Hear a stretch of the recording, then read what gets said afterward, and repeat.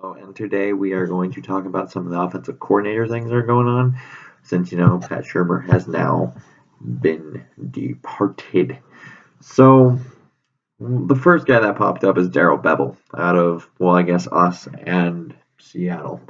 And with Minnesota, he had one year that was actually really good, and as you could have guessed, that was '09. Outside of '09 and 2014, really, that he had with the Seahawks, nothing really jumps out. But even in 2014, he heavily favors the run, and I think we all knew that. Like, the lowest he's ever ranked in rushing is 25th, and that was in 2016, and even then it was 99.4 yards a game, and he was averaging 3.9 yards a carry. And to put that in perspective, Minnesota this year was averaging 3.9 yards a carry. So he really does run a lot. He likes running. Like this past year with Seattle, like we always think like, oh, that was such a horrible line. Well, with that horrible line, they average 101.8 yards a game and 4 yards a carry. So, he really loves the running game. And the other thing is third down offense with him has always been problematic. Like the highest one he's ever had is 46%, which is pretty good, and that was in 2015 with Russell Wilson. The other time being in '09 at 45%, and everything else is pretty much between 33 and 38% for the most part. So he's never really been great at third down offense, and points per game are usually in the low 20s, and what you can expect, he's usually very middling in this area, if not low 20s. So that's just how he is. But let's go over pros and cons of the three people really. So we got Daryl Bevell, obviously, what we're going over here.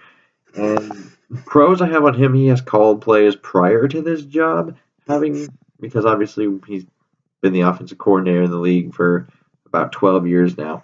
So he helped develop Russell Wilson. He's called plays, and you kind of know what you're getting in this guy. Like, he will focus on the run game heavily and is a West Coast guy. Those are both pros and cons to me because I feel like he's not that well balanced. So as he's gonna get your run game going, the passing game is gonna falter because of that. And I put that down in my cons as well here because he seems to just favor the run game too much at times. And then he's never consistently good at third down offense, like I just went over. And I don't know if, in order to have an actual good offense, I feel like he may need an elite quarterback because if you look at all the numbers and all these things that he's done in the past, he has done not much at all with guys not named Russell Wilson and Brett Favre. So that becomes a concern at that point. And we've seen the play calling before, which is, we're going to run, pass, punt, essentially is what happens. We've seen it in Minnesota before. He doesn't always have the most creative play calls. And our second option is the one we all know and love, the one Kevin Stefanski, who he's an in-house guy, and we're going over the pros first with Stefanski here. He's an in-house guy and has been in Minnesota for 12 years now. And he's coached all offensive skill positions, I know. He's coached the quarterbacks, the receivers, and the tight ends. I know that for a fact. He has done well at the quarterback coach this year and helping both Keenum and Bradford thrive, because I know Bradford, he only played one game, but he helped him thrive in that one game with 346 yards and 3 touchdowns with, I don't know, I think it was 143 rating. So he might be one of those quarterback guru types. And we don't know that yet. Obviously, cons, we don't know what he's like as an offensive coordinator. He's never called plays. He's never been put in a situation when he has to call plays, whether that's, an East-West Shrine game, Senior Bowl, things of that nature.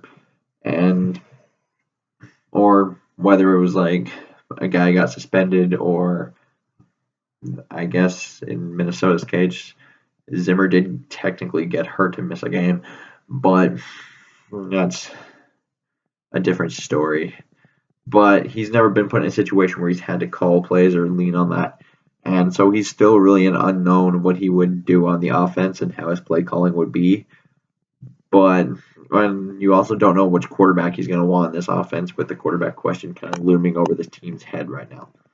And then going on to Sean Ryan, he is the quarterbacks coach currently of the Houston Texans, who can't interview right now because of the Senior Bowl thing going on. So he did well with this is the pros. Once again, we go over pros first with these guys. He did well with the one real quarterback he's had. No offense, any Texan fan that managed to be watching this for who knows why. But the one real quarterback they had in Deshaun Watson over the past few years, he got him going. He really did. And he was working side by side with O'Brien, just basically to help Watson essentially just center it around him, this entire offense.